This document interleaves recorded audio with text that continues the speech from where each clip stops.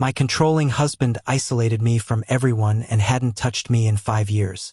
When I finally decided to leave, my husband accused me of abandoning our kids and his mother threatened to testify against me.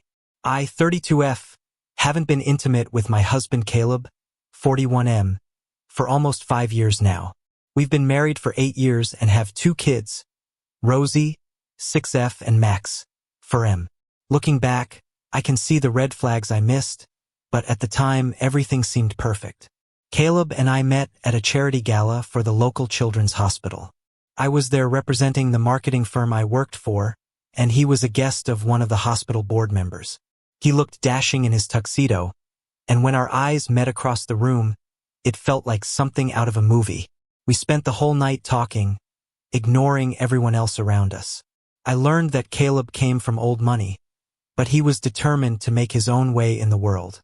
He'd started his own tech company and was passionate about innovation. I was impressed by his drive and ambition. We shared similar values, or so I thought, about building a life based on mutual respect and support. Our whirlwind romance was the stuff of fairy tales, fancy dinners, weekend getaways, surprise gifts. Caleb pulled out all the stops. He made me feel like the most special woman in the world.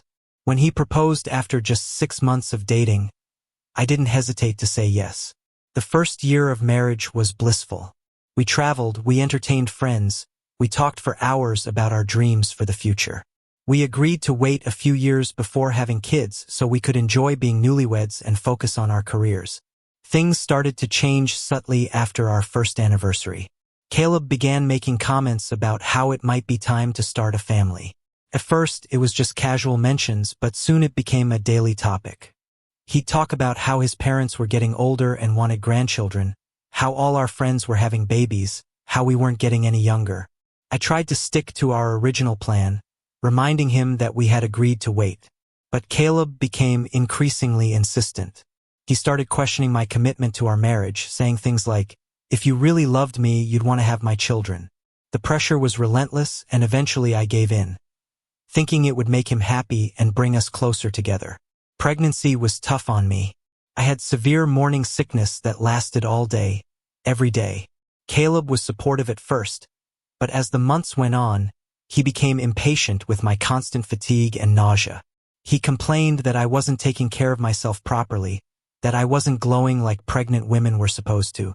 When Rosie was born, I fell in love instantly. But the birth was traumatic, 36 hours of labor ending in an emergency C-section. I struggled with postpartum depression, feeling overwhelmed and inadequate. Caleb seemed disappointed that I wasn't immediately bouncing back. He'd make comments about other new moms he saw at the park, wondering aloud why I couldn't be more like them. As I was struggling to adjust to motherhood, Caleb's controlling behavior began to escalate. He'd question me whenever I wanted to go out, even just to grab coffee with a friend. He insisted on knowing where I was at all times, calling repeatedly if I was even a few minutes late getting home. He said it was because he worried about me and the baby, but it felt suffocating. Despite the challenges, I wanted to return to work after my maternity leave. I loved my job and the sense of identity it gave me outside of being a wife and mother. Caleb fought me on this, saying that Rosie needed her mother at home.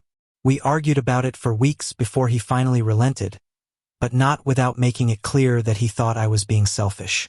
Just as things were starting to settle into a new normal, Caleb started pushing for another baby. I was hesitant, still feeling overwhelmed with one child, but Caleb was insistent. He said Rosie needed a sibling, that we needed to complete our family. The pressure started again, and once more I gave in. Max's birth was easier physically, but emotionally, I was a wreck. I felt pulled in a million directions, trying to be a good mother to both children, a supportive wife, and a competent professional. Caleb's help was minimal. He'd watch the kids if I had to work late, but he made sure I knew what an imposition it was. It was around this time that our intimacy began to wane. Caleb would reject my advances, saying he was too tired or stressed from work. If I tried to talk about it, he'd turn it around on me, saying I wasn't attractive to him anymore because I hadn't lost the baby weight. I started to feel less and less like a woman, and more like a live-in nanny and housekeeper. When Max was about a year old, Caleb came home one day with a bombshell. He'd accepted a job offer in his hometown, clear across the country. He presented it as a done deal, saying we'd be moving in a month. When I protested, pointing out that I had a career and friends here too, he painted a rosy picture of how much better our life would be near his family. He talked about how his parents and siblings would help with the kids, giving us more time for each other. He promised we'd be able to reconnect to find that spark again. And I, desperate to salvage our marriage and overwhelmed with the demands of working motherhood, agreed. The reality of the move was far from what Caleb had promised. His family, rather than being helpful, were intrusive and judgmental. His mother constantly criticized my parenting, my housekeeping, even the way I dressed. His father made no secret of his belief that women should be at home with the children, not working outside the house. Caleb, rather than standing up for me, seemed to agree with them more often than not. He started pressuring me to quit my job, saying the kids needed me at home. When I refused, he made it difficult for me to work, suddenly being too busy to watch the kids during my conference calls or important meetings. The promised help with childcare never materialized either. Caleb always had an excuse for why his family couldn't babysit. The kids were too young. His parents were too old. His siblings were too busy. I found myself more isolated than ever, stuck at home with 2 young children and no support system. It's been 3 years since we moved, and I feel like a prisoner in my own home. Caleb freaks out if I try to go anywhere by myself. He says it's not safe, that I don't know the area well enough. But how am I supposed to learn my way around if I'm never allowed to go out alone? The lack of intimacy is killing me inside. Caleb hasn't touched me in nearly 5 years. At first, I thought it was just the stress of having young kids and the move. But even as the children have gotten older and more independent, nothing's changed. I've tried talking to him about it, suggesting we try different things, but he always shuts down the conversation. I'm 32. I keep myself in shape and I know I'm attractive. Men still notice me when we're out, which is rare. And it just makes the rejection at home hurt even more. I feel less like a woman every day. I'm at my wit's end. I make too much money to qualify for assistance, but not enough to afford decent childcare on my own. Caleb is the only person available to watch the kids while I work, so leaving isn't a simple option.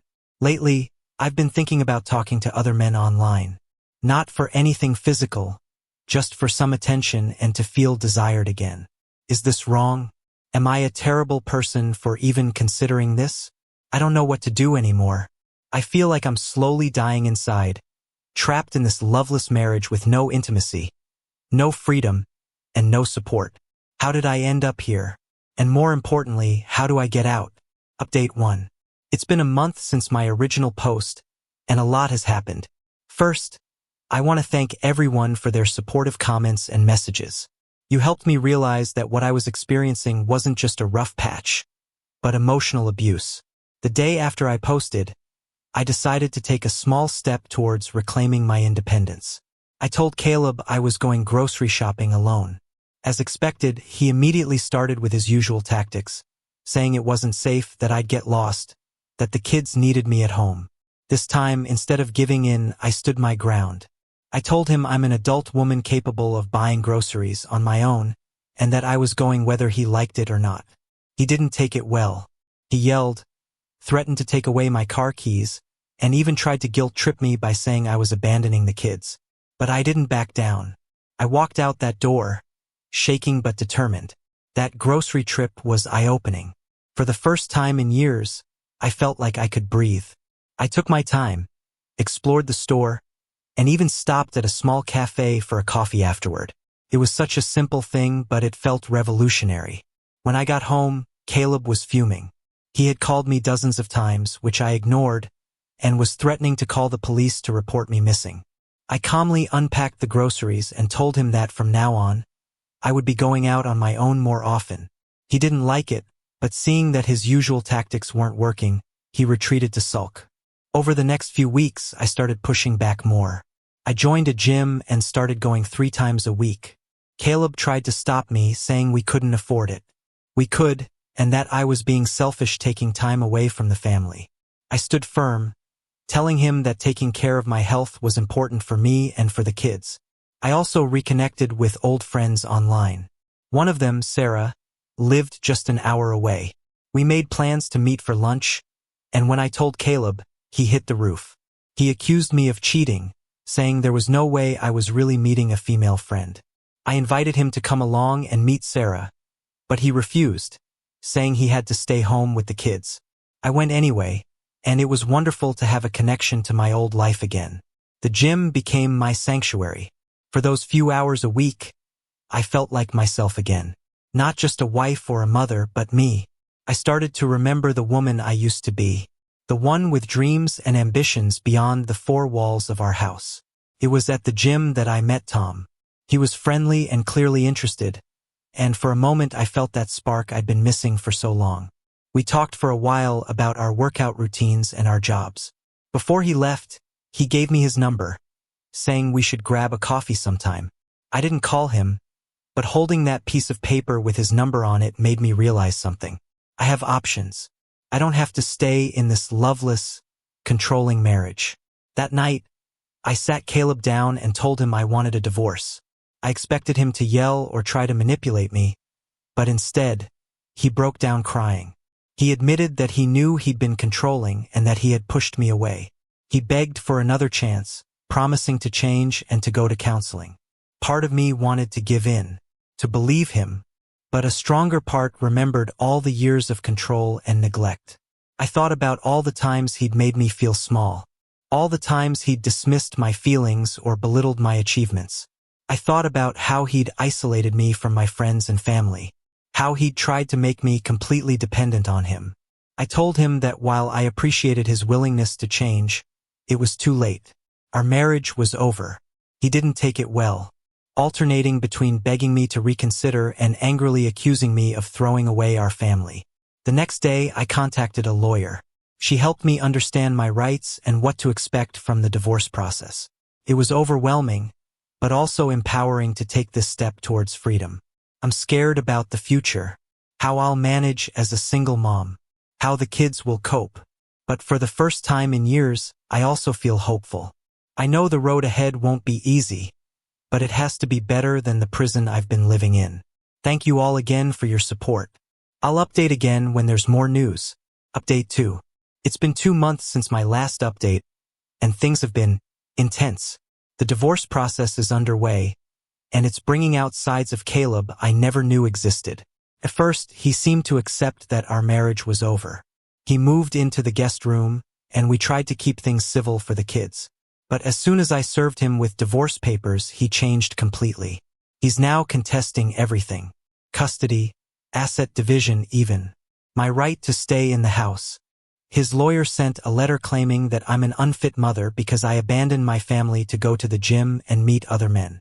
It's ridiculous, but it's still terrifying to have these accusations thrown at me. Caleb's family has also shown their true colors. His mother called me, screaming about how I was destroying their family. She threatened to testify that she's seen me neglect the kids, which is a complete lie. His sister, who I thought was my friend, is now telling people that she always knew I was selfish and that Caleb deserves better. The kids are struggling with all of this.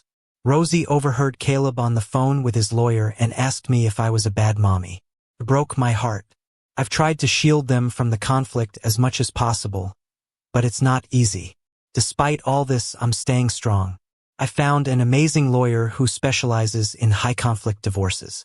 She's been a godsend, helping me navigate the legal system and giving me the confidence to stand up for myself. I've also started seeing a therapist to work through all the emotions I've been suppressing for years.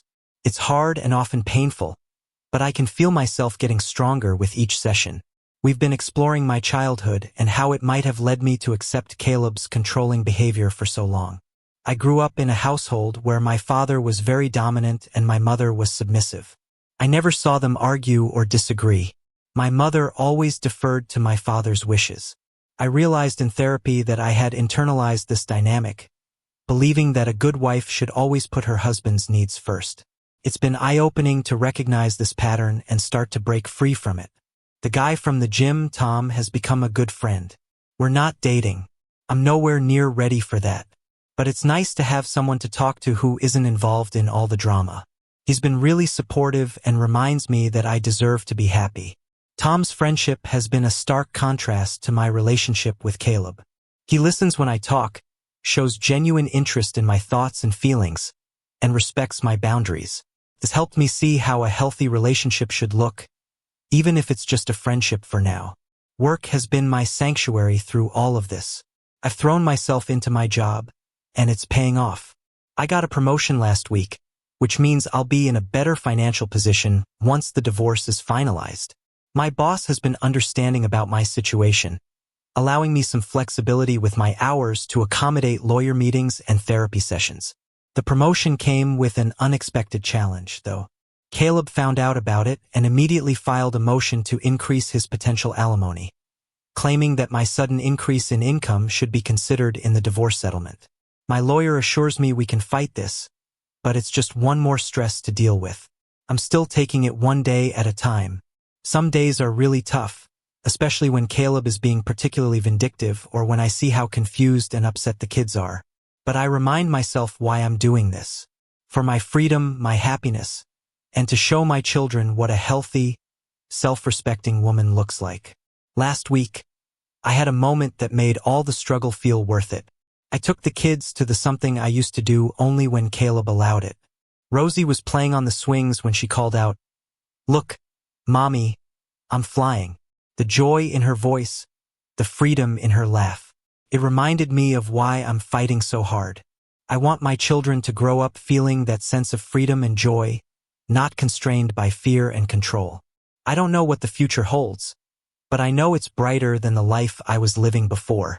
There are still many hurdles to overcome. Finalizing the divorce, figuring out custody arrangements, rebuilding my life as a single mom. But for the first time in years, I feel like I'm facing these challenges on my own terms, not as Caleb's subordinate. Thank you all for your continued support. It means more than you know. I'll keep you updated as things progress.